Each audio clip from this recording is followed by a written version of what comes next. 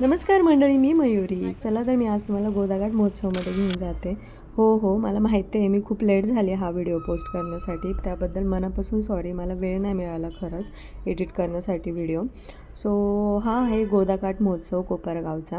इथे आल्यानंतर खूप काही गोष्टींचे स्टॉल लावलेले होते, पण मला त्यातील आवडणारी गोष्ट म्हणजे हँडमेड वस्तूंचे स्टॉल. कारण मला पर्सनली खूप आवडतात, कारण मीही काही ना काही बनवत असते. सो चला तर मी तुम्हाला दाखवते. आणि मेन म्हणजे इथे मला ओरिजिनल गीर गाईच्या शेणापासून बनवलेले धूप बघायला मिळाले, कारण मला ते खूप आवडतात आणि मी ते परचेसही केले. त्यानंतर इथे ह्या काकांनी नारळाच्या कवटांपासून त्यांना आकार देऊन खूप सुंदर सुंदर छोटे छोटे पॉट बनवलेले होते. ते झाल्यानंतर इथे आहे गोदाघाट आर्ट गॅलरी. इथे हाताने बनवलेली चित्रकला होती, सो ती बघितली. त्यानंतर इथे सेल्फी पॉईंट होता, सेल्फी काढली. आणि हे आहे कोपरगाव तालुक्यातील धार्मिक व सांस्कृतिक वारसा.